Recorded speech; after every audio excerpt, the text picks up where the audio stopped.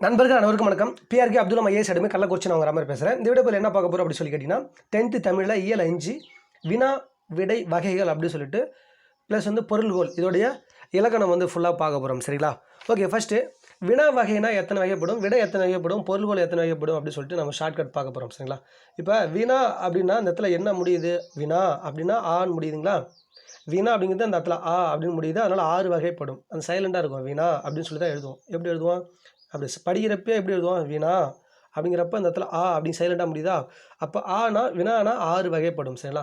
அதுமாதிரி விடை விடை எத்தனை வகைப்படும் ஃபஸ்ட்டு தெரிஞ்சு வச்சுங்க. விடைக்கு இந்த இடத்துல டா இருக்கா, விடைக்கு இந்த இடத்துல டா இருக்குது, அப்போ இந்த இடத்துல புள்ளி வச்சுக்கோ.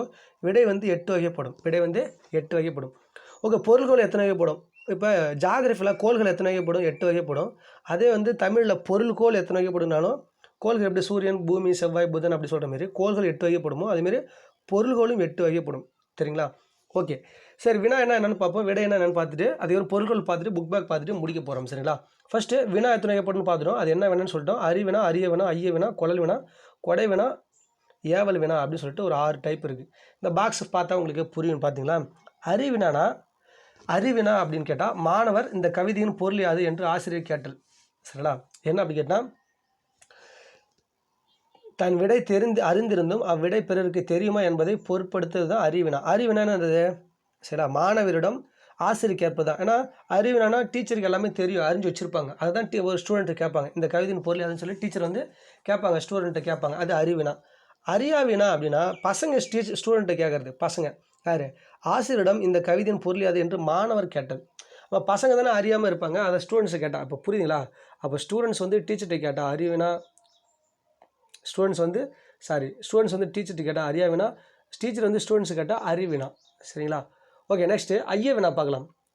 ஐய வினா அப்படின்னா ஐயம் நீங்கி தெளிவு பெறுவதற்காக கேட்கப்படுதுன்னா, இப்போ இச்செயலை செய்தது மங்கையா மணி மேகலையா அப்படின்னு சொல்லி சரிங்களா. அதுமாரி தூரத்தில் வருவது எருதுவா பசுவா அப்படின்னு சொல்லிட்டு ஒரு ஒரு குழப்பமாகவே ஒரு பயந்துகிட்டே கேட்குறது, இது மங்கையா மணி மேகலையா அப்படின்னு சொல்லி. ஏதாவது ஒரு பொண்ணுனா பிரச்சனை இல்லை, ஆனால் மணி மேகலையா அப்படின்னு டவுட்டை கேட்டால் அது அவங்க பொண்ணை குறிப்பிட்ட மாரி இருக்கு, இச்செயலை செய்தது. அதுமாதிரி ஐயத்தோடு கேட்குறதுக்கு பேர் தான் ஐய வினா. சொல்கிறீங்களா? நெக்ஸ்ட்டு இதில் புக் பேக்கில் இருக்கிற இந்த புக்கில் இருக்கிற நல்ல எடுத்துக்காட்டு பார்த்தா கூட நீங்கள் தமிழில் ஃபுல் மார்க் அடிச்சிடலாம் இலக்கணத்தில். சரிங்களா? நெக்ஸ்ட்டு குழல் வினா அப்படின்னா வச்சுக்கலாம். இப்போ பழைய குரூப் 4 கொஸ்டின் பருப்பு உள்ளதா அப்படின்னு சொல்லி ஒன்று கேட்டேன் அப்படின்னா குழல்லாம் வாங்குதுன்னு அர்த்தம். பருப்பு உள்ளதா அப்படிங்கிறது பழைய புக் பேக்கு. குழல் வினா இதில் ஜெயகாந்தன் சிறுகதைகள் இருக்கிறதா, உனக்கு இருக்குதான்னு கேட்டாவே நீ வாங்க போகிறன்னு அர்த்தம். அப்படி தானே, இருக்குதா உள்ளதா அப்படின்னு கேட்டாவே நீ வாங்க போகிறன்னு அர்த்தம். குழல் வினா வாங்கிறதுக்கு என்ன சொல்கிறியோ, ஒரு பொருளை வாங்குவதாக சில கொல்லும் பொருட்டு வினவுது குழல் வினா. சரிங்களா? நெக்ஸ்ட்டு கொடை வினா அப்படின்னா ஒன்று இருக்குது, நீ உனக்கு கொடையாக கொடுக்குற அப்படிங்கிறது தான். ஒரு பொருளை கொடுத்து உதவும் பொருட்டு வினவுது. சரிங்களா? என்னிடம் 2 பாரதிதாசன் கவிதை படிகள் உள்ளன. சரிங்களா? பாரதிதாசன் கவிதைகள் இருக்கிறதா அப்படின்னு சொல்லிட்டு உன்கிட்ட கேட்குறேன். அப்போ இருக்குதா அப்படின்னு உன்கிட்ட கேட்டாவே கண்டிப்பாக நீ என்ன அர்த்தம், என்கிட்ட 2 இருக்குது, அதில் ஒன்ட்ட இருக்கான்னு கேட்டாவே கண்டிப்பாக அது ஒன்று கொடுக்க போகிறன்னு அர்த்தம். கொடை வினா. சரிங்களா? நெக்ஸ்ட்டு ஏவல் வினா அப்படின்னா கேட்டால், வீட்டில் தக்காளி இல்லை, நீ கடைக்கு செல்கிறாயா. ஏவல் என்ன வச்சுக்கலாம், வீட்டில் அப்பா அம்மா எப்பவுமே அந்த பசங்களை வேலை வச்சுட்டே இருப்பாங்க. கடைக்கு போறியா, எழுதுறியா, படிக்கிறியா, நட ஓடு அப்படின்னு சொல்லிட்டு ஏதோ ஒரு விஷயத்தை சொல்கிறது. சில ஏவல்னாவே ஒரு செயலை செய்யும் ஏவுவதற்கு பொருட்டு வினவு தான் ஏவல் வினா. சரிங்களா? ஓகே, இந்த வினா எல்லாமே எந்த நூலில் சொல்லியிருக்காங்க, நன்னூல் தான் சொல்லியிருக்காங்க. சரிங்களா? வினா 6 வகைப்படும் சொன்னது நன்னூல், விடை வந்து 8 வகைப்படும் அப்படின்னு சொன்னது நன்னூல். இது வந்து விடை பற்றி, இதை வினாவை பற்றி. சரிங்களா? 2 நூலுமே சொன்னது எதுனா நன்னூலில் இது குறிப்பிடப்பட்டிருக்கு. சரிங்களா? அதோட டைப் எல்லாமே கொடுத்துருவாங்க. வினா வகைகள், விடை வகைகள். இது 8, இது 6. சரி, விடை பார்க்கலாம். விடையை பொறுத்த வரைக்கும் 8 வகைப்படும். சுட்டு, மறை, நேர், ஏவல், வினா, எதிர்வினாதல், உற்றது உரைத்தல், ஊறுவது கூறல், இனமொழி விடை. இதில் பார்க்குறப்ப உங்களுக்கு புரியும். சுட்டு வினா விடைனா சுட்டி கூறும் விடை, அதில் கேள்வி பதில் இருக்குது. கடத்தெரு எங்கே இருக்குது அப்படின்னு கேட்டால் அது வலப்பக்கமாக இடப்பக்கமானு சொல்லிட்டு கரெக்டாக அந்த இடத்த சுட்டி காட்டுற இல்லையா, அதை வலப்பக்கம் இடப்பக்கம் அப்படின்னு சொல்லிட்டு. சரிங்களா? அப்போ வலப்பக்கமாக போ அப்படின்னு சொல்லி சுட்டி காட்டுறதுனால அது சுட்டி விடை. நான் கொஸ்டின் கேட்குறேன் கடத்தெரு எங்கே இருக்குன்னு சொல்லி, நீ என்ன சொல்கிற, வலது பக்கம் போ அப்படின்னு சொல்லி நீ இந்த இடத்த சுட்டி காட்டுற, ஆனால் சுட்டு விடை அப்படின்னு. மறை விடை அப்படின்னா ரொம்ப இம்பார்ட்டன்ட். மறை விடைனா மறுத்து கூறும் விடை. சரிங்களா? இப்போ ஒரு பையன் வந்து சில பேர் சொல்கிற பேச்சு கேட்பான், வேலைக்கு கடைக்கு போனால் போயிட்டு வருவான். அதே நீ கடைக்கு போவேன்னா போக மாட்டேன்னு சொல்லி மறுத்து கூறுனா மறை விடை. ஷார்ட்கட்டு மறுத்து கூறுனா மறை விடைன்னு ஆக வச்சுணும். இது ரெண்டும் ஒட்டமே போட்டுக்கணும். சரிங்களா? நெக்ஸ்ட் நேர் விடைன்னு வச்சுக்கலாம். போவியானா போவான்னு சொல்கிறதுக்கு தான். கடைக்கு போவாயா அப்படின்னு கேட்டால் போவேன் அப்படின்னு நேராக சொல்லிடுறேன். உடன்பட்டு கூறும் விடை. நான் சொல்கிற பேச்சு கேட்குறவனா நேர் விடை. அந்த சொல்கிற பேச்சு அடங்காத ஒரு பையன் இருப்பான், அவன் கடைக்கு போக மாட்டான், அவன் தான் மறை விடை. சுட்டு விடைனா வலது பக்கம் போன்னு சொல்லி சுட்டி காட்டுறது. சரிங்களா? நெக்ஸ்ட்டு ஏவல் விடை அப்படின்னா இது மாதிரி இது செய்வாயா என்று வினைவே போது நீயே செய் அப்படின்னு சொல்லிட்டு மறுபடியும் நானே உன்னை ஏவி விடுறது. நான் ஏவல் விடை அப்படின்னு வச்சுக்கலாம். நீ கேட்ட கேள்விக்கு இது செய்வாயின்னு கேட்குறேன், நீயே செய்ன்னு சொல்லிட்டு நான் விடை கொடுக்குறேன். இது ஒரு விடை தானே, நீயே செய்ன்னு சொல்லிட்டு. ஏவல் வினா அப்படின்னாவே ஒரு செயலை செய்ய சொல்கிறது தான் ஏவல் அப்படின்னு தெரியும் எல்லாத்துக்குமே. நெக்ஸ்ட்டு வினா எதிர் வினாதல் விடை. வினா எதிர் வினாதல் அப்படின்னு வச்சுக்கேன். இது ஒரு நெகட்டிவ் மாதிரி சொல்லி அப்புறம் பாசிட்டிவாக சொல்கிறேன், அந்த டைப் சொல்கிறீங்களா? என்னோட ஊருக்கு வருவாயா அப்படின்னு கேட்டாச்சு. மேக்ஸிமம் இதெல்லாம் ஹஸ்பண்ட் அண்ட் ஒய்ஃப் தான் பண்ணுவாங்க. இந்த கூத்து எல்லாமே ஹஸ்பண்ட் அண்ட் ஒய்ஃப் தான் மேக்ஸிமம் இது மாதிரி பண்ணுவாங்க. என் கூட ஊருக்கு வரையா இல்லையா, வராமல் இருப்பேனா அப்படின்னு சொல்கிறது எப்படி புரியுதுங்களா? சரிங்களா? அது வரேன்னு சொல்ல வேண்டியது, அது என்ன வராமல் இருப்பேனா அப்படிங்கிற மாதிரி ஒரு குதர்க்கமாக பதில் சொல்லுவான்னு சொல்லுவாங்க இல்லையா, அது ஹஸ்பண்ட் அண்ட் ஒய்ஃப் உள்ளது அப்படி கண்டிப்பாக நடக்கும். வினா எதிர் வினாதல் விடை. பாருங்கள், எதிரும் புதிரும் வினாதல் வருது, எதிரும் புதிரமாக சொல்கிறதுனால எதிர் வினாதல் விடை. சரிங்களா? என் கூட ஊருக்கு வரையும் அவர் வராமல் இருப்பேனா அப்படின்னாவே வரேன்னு அர்த்தம். அப்படி மாதிரி புரிஞ்சுக்கணும். சரிங்களா? ஓகே. நெக்ஸ்ட்டு உற்றது உரைத்தல் அப்படின்னா, சரிங்களா, இப்போ உனக்கு விளையாட வந்து ஏற்கனவே முடிஞ்சது ஏற்கனவே நடந்ததை பற்றி சொல்கிறது. நீ விளையாட வரவில்லைன்னா கால் வலிக்கிறது. உற்றது உரைத்தல்னா ஏற்கனவே ஒன்றுது உற்றதுன்னா வச்சுக்கலாம். என் விளையாட போய் ஆல்ரெடி எனக்கு கால் வலிச்சுது, அதனால் அதை பற்றி சொன்னால் உற்றது உரைத்தல். ஆல்ரெடி நடந்த முடிஞ்சது பற்றி சொன்னால், இப்போ விளையாட வரையா இல்லையான்னு கேட்குறேன். இல்லை கால் வலிக்குது, கால் வலிக்கிறது அப்படின்னா ஏற்கனவே முடிஞ்சதை பற்றி சொன்னால் உற்றது உரைத்தல். ஊறுவது கூறலாம் இனிமேல் நடக்க போகிறது, இனிமேல் நேர்வதை நடப்பது. விளையாட வெளியான்னு கேட்டதுக்கு கால் வலிக்கும், விளையாட போனால் கால் வலிக்கும்னு சொல்லிட்டு ஊறுவது, இனிமேல் ஊறுவது கூறல்னா இனிமேல் நடக்க போகிறத கூறது தான் ஊறுவது கூறல். கால் வலிக்கும்னு சொன்னால் இது என்ன விடை? ஊறுவது கூறல் விடை. நெக்ஸ்ட்டு இனமொழி அப்படின்னு வச்சுக்கலாம். என்னென்னா, இப்போ நீ பாட்டு பாடுவேன்னு கேட்டால் எனக்கு பாட்டு பாட தெரியாது, பாட்டு பாடுன்னு கேட்ட கேள்விக்கு நடனம் ஆடுவேன் அப்படின்னு சொன்னால் அதுமாரி இனம்னா அதுக்கு இனமான ஒரு மொழியை சொல்கிறது. பாருங்கள், உனக்கு கதை எழுத தெரியுமான்னு நான் கேட்குறேன், அதுக்கு ஆன்சர் என்ன பண்ணுறீங்க? கட்டுரை எழுத நல்லா தெரியும் அப்படின்னு சொல்கிறீங்க. அப்போ கதை எழுத தெரியாது, ஆனால் கட்டுரை நல்லா எழுதுன்னு சொல்கிறேன். அதுக்கு இனமான இன்னொன்று சொல்கிற பற்றியா அதுமாரி சொல்கிறீங்களா? அதான் வந்து இப்போது உதாரணத்துக்கு உன்னை வந்து பாட்டு பாடுவாயான்னு கேட்டால் எனக்கு நடனம் ஆட தெரியும் அப்படின்னு சொல்லிட்டு அதுக்கு இனமாக ஏதாவது ஒன்று சொல்கிறேன்னு வச்சுக்கலாம். அதான் இனமொழி. டேரெக்டாக சொல்லாமல் அதுக்கு இனமான இன்னொரு விஷயத்தை சொல்கிறேன். சரிங்களா? நெக்ஸ்ட்டு பொருள்கோள்னால் என்ன சார் அப்படின்னு கேட்டிங்கன்னா, ஒரு சொற்களை பொருளுக்கு ஏற்றவாறு சேர்த்தோ அல்லது மாற்றியோ பொருள் கொள்ளும் முறைக்கு பொருள்கோள். ஒரு சொல் இருக்குது, அந்த சொல்லை நீ என்ன பண்ணுவ, பொருளுக்கு ஏற்ற மாதிரி ஒன்று சேர்க்கணும் இல்லை மாற்றணும். ஏதாவது ஒன்று மாற்றி ஒரு பொருள் சொல்கிற மாரி ஒரு ஆர்டரை உருவாக்கிட்ட அப்படின்னு கேட்டால் அது பொருள்கோள் எனப்படும். பொருள்கள் பொறுத்த வரைக்கும் மொத்தம் 8 வகைப்படும்னு சொன்னேன். அந்த 8 வகைப்படும் இங்கே இருக்குது. ஆட்டுநீர், பொழிமாற்று, நிரல் நிறை, விற்பூட்டு, தாப்பிசை, அலைமாறி பாப்பு, கொண்டுகூட்டு, அடிமறி மாப்பு. சரிங்களா? இப்போ இதில் 8 வகை இருக்குது. இந்த 8 வகையில் இங்கே ஒரு 3 விஷயம் தான் கொடுத்துருப்பாங்க, அதுக்கு மட்டும் நம்ம பார்ப்போம். ஆட்டு நீர் அப்படின்னா கொஸ்டின் எப்படி கேட்பாங்கன்னா, சொல்லரும் சூழ் பசும் பாம்பின் தோற்றம் போல் அப்படின்னு கொடுத்துட்டு இதில் பயின்று வரும் பொருள்கோள் எதுன்னு கேட்பாங்க. அப்போ சொல்லரும் சூழ் பசும் பாம்புனா ஷார்ட்கட் இது நான் வச்சுங்க. இப்போ ஆற்றுல தண்ணி போயிட்டுருக்கு, அந்த ஆற்றுல தண்ணி போயிட்டு மழை பெஞ்சு தண்ணி போகுது இல்லைங்களா, அது வந்து சூழ் பசும் பாம்பும் வந்து அடிச்சுட்டு போகுதுன்னு நான் வச்சுக்கணும். ஒரு பசு ஒரு பாம்பு, பசுவும் பாம்பும் ஆற்றுல நீங்கள் அடிச்சுட்டு போகிறத நீங்கள் பார்க்குறீங்க. சரிங்களா? புரியுங்களா? அது பார்க்குறது யார் அப்படின்னு கேட்டால் சேவகன் பார்க்குறான் அப்படின்னு நான் வச்சுங்க. சேவகன் பார்க்குறான் அப்படின்னு நான் வச்சுங்க. சேவக சிந்தாமணி, இந்த பாடல் இடம்பெற்ற நூல் வந்து சேவக சிந்தாமணி. சூழ் பசும் பாம்பு அப்படின்னா சூழ் பசு அப்படின்னாவே சூன் வந்தாவே இங்கே சி நான் வச்சுங்க. சேவக சிந்தாமணி தான். சரிங்களா? ஒரு ஆற்றுல ஒன்றும் இல்லைங்க, ஆற்றுலையும் பசும் பாம்பு அடிச்சுட்டு போகுதுங்க. அதில் நீங்கள் ஆடுறது நீங்கள் படித்து பார்த்தா உங்களுக்கே புரியும். இது உங்களுக்காக இந்த விஷயம்லாம் நான் கொடுக்குறேன். நெல் என்பது இது எப்படின்னு சொல்லி நீங்கள் படித்து பார்த்தா தெரியும். எதுக்காகனா ஆட்டு பொருள்கள்லாம் என்ன அப்படி கேட்டால், ஆட்டு நீர் போக்கை போல நேராகவே பொருள் கொள்ளுமாறு அமைந்தால் அது ஆட்டு நீர் பொருள்கோள். பாடலின் தொடக்கம் முதல் முடிவு வரை இந்த பாட்டு படித்து பாருங்கள், தொடக்கம் முதல் முடிவு வரை நேராகவே பொருள் தருது. அதனால் இது என்னது? ஆட்டு நீர் பொருள்கோள். எடுத்துக்காட்டு இங்கே சொல்கிறாங்க, அதை டெஃபினேஷன் கொடுத்துட்டேன். இதான் டெஃபினேஷன். நெக்ஸ்ட்டு நிரல் நிறை பொருள்கோள். இது வந்து மற்றைய நோக்காது அடிதோறும் வன்பொருள் அப்படின்னா இது நன்னூல் தான். எல்லாமே மேக்ஸிமம் இலக்கணத்தை பற்றி சொன்னது நன்னூல் தான். சரிங்களா? எங்கேயாவது இலக்கணத்தை பற்றி கேட்டாங்கன்னா நன்னூல்னு அடிச்சிருங்க. நெக்ஸ்ட்டு ஒரு செயலில் சொற்கள் வந்து முளை பிழலாமல் நிரல் நிறையாக அமைந்து வருவது. அது நிரல் நிறைனா வரிசையாக அமைந்து வருவது நிரல் நிறை பொருள்கோள். இது நிரல் நிறையில் 2 டைப் இருக்குது. முரல், அதுக்கப்புறம் வந்து எதிர் அப்படின்னு சொல்லிட்டு 2 டைப் இருக்குது. அது என்ன? முறை நிரல் நிறை, எதிர் நிரல் நிறை 2 டைப் இருக்குது. முறைன்னு வச்சுக்கலாம். நெக்ஸ்ட் மேக்ஸிமம் நிரல் நிறை அப்படின்னாவே அன்பும் அறனும் உடைத்தாயின் இல்வாழ்க்கை பண்பும் பெருமை அடுத்துன்னு சொல்லி அதே டிக் பண்ணிடலாம். சரிங்களா? முறைன்னு வந்தாலும் இந்த திருக்குறள் ஓகே தான். நெக்ஸ்ட் இல்லைனா வெறும் நிரல் நிறை பொருள்களுக்கு எடுத்துக்காட்டு கேட்டாலும் இந்த திருக்குறள் ஓகே தான். சொல்கிறீங்களா? ஷார்ட்கட்டு எப்படி சொல்கிறது, நிறைஞ்ச மனசோட சில முறையாக நிறைஞ்ச மனசோட அன்பு காட்டு. ஷார்ட்கட் நான் வச்சுக்கணும். முறையாக நிறைஞ்ச மனசோட அன்பு காட்டு. முறையாக நிறைஞ்ச அதான் நிறைய பொருள், நிறைஞ்சனா நிறைய பொருள்கள், நிறைஞ்ச மனசோட அன்பு அறன்னு காட்டு அப்படிமாரி புரியுதுங்களா? முறையாக நிறைஞ்ச மனசோட அன்பும் பண்பும் காட்டு அப்படின்னு நான் வச்சுங்க. இந்த அன்பும் அறணும் அப்படின்னாவே திருக்குறள்னாவே முறை நிறைய பொருள்கள். அதுனா எதிர் நிறை பொருள்கள் 2 டைப் இருக்குது. நிறைய 2 ஒன்று இருக்குது. ஒன்று முறை, இன்னொன்று எதிர். எதிர்னா என்ன அப்படி கேட்டால் எதிரும் புதிரமாக இருக்கும். எப்படின்னா ஒரு மனுஷன் கூட போய் விலங்கு கூட போய் அதை கம்பேர் பண்ணுறது. பாருங்கள், செய்யுள் எழுவாய்கள் வரிசைப்படுத்தி அவை ஏற்கும் பயனர்களை எதிராக கொண்டு பொருள் கொள்ளுதல். அது பயனடைகள் எப்படி இருக்கும் அப்படி கேட்டிங்கன்னா எதிராக கொண்டு பொருள் கொள்ளுதல், எதிர் நிறை பொருள் கொள்ளுதல். ஷார்ட்கட் நான் வச்சுக்கணும். ஷார்ட்கட்டு இப்போ விலங்கும் மக்களும் என்றைக்குமே எதிராக தான் இருப்பாங்க. விலங்கு கூட மக்கள் வந்து தூங்காது. இப்போ சிங்கம் புலி அது காட்டில் இருக்கும், நம்ம மக்கள் வந்து வீட்டில் இருப்போம். கண்டிப்பாக நம்ம எதிரும் புதிரமாக தான் இருப்போம். அப்போ நமக்கு விலங்குக்கும் மக்களுக்கும் ஆகாது. அப்போ எதிர் நிறை பொருள்கள் அப்படின்னு ஷார்ட்கட் நான் வச்சுங்க. சரிங்களா? விலங்கோடு மக்கள் அப்படின்னாவே இது என்ன நிறை அணினா எதிர். என்னங்க? எதிர்.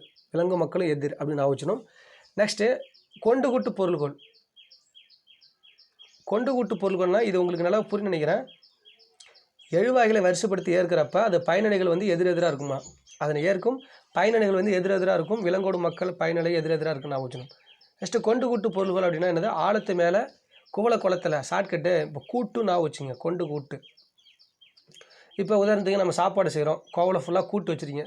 இப்போ உதாரணத்துக்கு உருளைக்கிழங்கு கூட்டு, முட்டைக்கோசு கூட்டு, பொரியல் எல்லாம் சொல்லுவாங்க இல்லையா? அதுமாரி கோவலை ஃபுல்லாக கூட்டு இருக்குது, கொண்டு வா அப்படின்னு நான் வச்சுக்கணும். கூட்டை கொண்டு வா, கோவலை ஃபுல்லாக கூட்டு இருக்குது, அதை கோவலை குளத்தில் அப்படின்னு நான் வச்சுக்கோங்க. சாப்பாட்டில் நமக்கு எல்லாத்துக்கும் கூட்டு ரொம்ப பிடிக்கும்.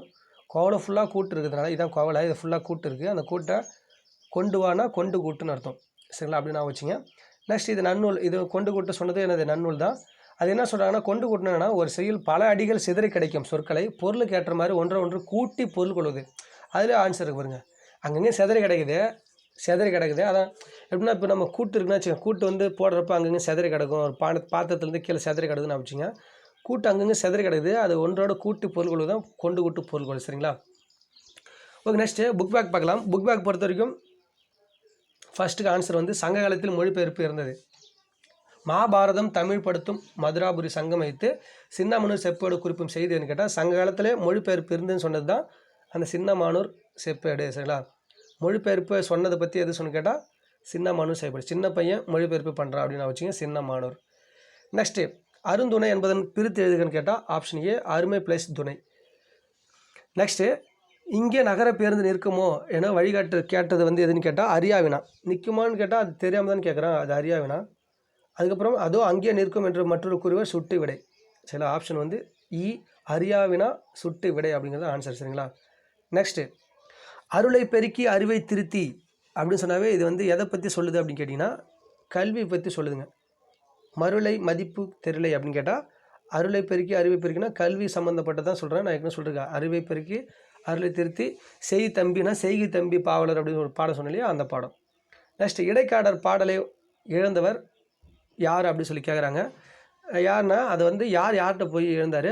இடைக்காரனை அன்பு வைத்தவர் யாருன்னு கேட்டால் இறைவன். அப்படி மாதிரி பாருங்கள், இடைக்காடை இழந்தவர் யாருன்னு கேட்டால் மன்னன், இடைக்காரரிடம் அன்பு வைத்தவர் யாருன்னு கேட்டால் இறைவன்.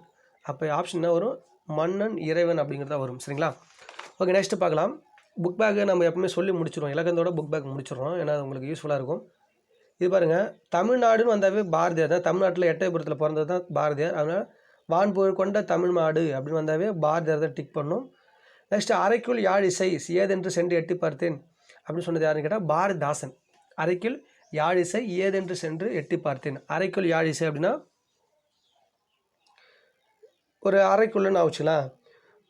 அரைக்குள்ள யாழ் இசை அப்படின்னா இப்போ உதாரணத்துக்கு பாரதிதாசன் அப்படின்னா சின்ன மீசை தான் வச்சுருப்பார். அந்த சின்ன மீசை நம்ம திறமை ஷேவ் பண்ணுறப்ப சின்ன மீசையாக இருந்தனால நம்ம என்ன பண்ணுறோம், ஒரு அரைக்குள்ளே நம்ம இருக்கோம், வெளியே வர்றதுக்கு கூச்சமாக இருக்குது அப்படின்னு நான் வச்சுக்கோங்க. ஷேவ் பண்ணுறப்ப டக்குன்னு சின்ன மீசையாக மாறிடுச்சு, அதனால் நம்ம என்ன பண்ணுவோம், வெளியே வர மாட்டோம், ஒரு அரைக்குள்ளே இருப்போம் அப்படின்னு வச்சுங்க. நான் பாரதிதாசனாவே சின்னதாக மீசை வச்சுருப்பார்ல, அதுமாதிரி அரைக்குள் அப்படின்னு ஷார்ட்கட் நான் வச்சுக்கலாம். சரிங்களா? நெக்ஸ்ட்டு வேறு இம்பார்ட்டண்டாக இருக்குது. ஓகே, பின்னாடி லாஸ்ட்டாக இது படிச்சுக்கணும். கலைச்சொல் அறிவும் அறிவை விரிவு செய்ய பார்த்தா போதும். எம்பலம் அப்படின்னாவே சின்னம். தீசிஸ்னால் ஆய்வேடு சரிங்களா, தெசிஸ் சரிங்களா, அது தெசிஸ்னா ஆய்வேடு சரிங்களா. எல்லாம் தேசிங்கே வந்து ஆய்வு பண்ணுறான் அப்படின்னு வச்சுங்க. தேசிங்கு ஒருத்தர் ஆய்வேடு பண்ணுறான். அதுமாரி இன்டெலெக்சுவல் அப்படின்னா அறிவியாளர், இன்டெலிஜென்ஸ் சொல்ல முடியாது, அறிவியாளர் அப்படிமாரி. சிம்பிள்னாவே குறின்னு தெரியும், அப்போ சிம்பாலிசம்னா குறியீட்டியல். சிறந்த சிறுகதைகள் 13 அப்படின்னு கேட்டாச்சுக்கலாம். வள்ளி கண்ணன் சரிங்களா. அதுமாதிரி ஏழை வீட்டில் அடுப்பு தவிர வேறு எல்லாம் எரியுதுன்னு சொன்னது அது வள்ளிக்கண்ணன் தான் சொல்லியிருப்பார் அந்த டயலாக் கூட. சில சிறந்த சிறுகதைகள் 13 வந்து சரிங்களா. வள்ளிக்கண்ணன் அப்படின்னாவே அவர் வச்சுருக்காரு அப்படின்னு வச்சலாமா. சிறந்த சிறுகதைகள் 13 வந்து வள்ளியும் கண்ணனும் வச்சுருக்காங்க அப்படின்னு வச்சலாம். குட்டி இளவரசன் அப்படின்னாவே ஸ்ரீராம் சரிங்களா. அப்படின்னா கூட இப்போ நம்ம யூடியூப்பில் கூட ஸ்ரீராம்னு ஒருத்தர் ஃபேமஸாக ஒருத்தருக்காரு, அவர் தான் குட்டி இளவரசன் சரிங்களா. நிறைய பணம் சம்பாதிக்கிறாரு அப்படின்னு வச்சுக்கலாம் யூடியூப்பில். நெக்ஸ்ட் ஆசிரியன் டைரினாவே அகிலா ஆசிரியர் டைரி நான் படித்து பார்த்தேன் நான் வச்சேன். அகிலா ஆசிரியரின் டைரியை நான் படித்து பார்த்தேன். அகிலா ஆசிரியரின் டைரியை நான் படித்து பார்த்தேன் அப்படின்னு படிச்சிங்க. அகிலா தான் ஆசிரியர், அவங்க டைரி நான் படித்து பார்த்தேன். சிறந்த சிறுகதைகள் 13 அது வள்ளிக்கண்ணன் வச்சுருக்காங்க. அது பார்க்குறப்ப மனசு வலிச்சுது வள்ளிக்கண்ணன் அமைச்சிங்க. அந்த 13 கதையில் படிக்கிறப்ப மனசு வலிச்சுது வள்ளிக்கண்ணன் அப்படின்னு வச்சலாம்.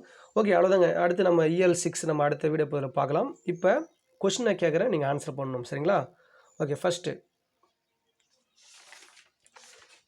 இப்போ கடைக்கு போவாயா என்பதற்கு போக மாட்டேன் என்னும் கூற விடை வந்து என்னன்னு சொல்லுங்கள். கடைக்கு போவே நான் கேட்குறேன், நீங்கள் என்ன சொல்கிறீங்க? போக மாட்டேன்னு சொல்லிட்டு ஒரு விடை சொல்கிறீங்க. இது என்ன விடை அப்படின்னு சொல்லி எனக்கு சொல்லுங்கள். போக மாட்டேன்னு சொல்கிறீங்க சரிங்களா. நெக்ஸ்ட்டு சொல்லரும் சூல் பசும் அப்படிங்கிற இந்த பாடலில் என்ன பொருள்கள் பயின்று வருகிறது? பொருள்கள். அடுத்து விலங்கோடு மக்களும் அப்படி அணையர் அப்படின்னு சொல்லிட்டு இந்த பாடல் வந்து இந்த திருக்குறள் வந்து என்ன பொருள்கள் வந்து பயின்று வருதுன்னு சொல்லுங்கள். நெக்ஸ்ட் வந்து விடை எத்தனை வகைப்படும்? விடை வந்து எத்தனை வகைப்படும்? வினா வந்து எத்தனை வகைப்படும் சொல்லுங்கள் சரிங்களா. நெக்ஸ்ட்டு ஜெயகாந்தன் சிறுகதைகள் இருக்கிறதா? இருக்குதான்னு கேட்டாங்க, அது என்ன வினா அப்படின்னு சொல்லுங்கள். இருக்கிறதான்னு கேட்டால் இது என்ன வினா சரிங்களா. நெக்ஸ்ட்டு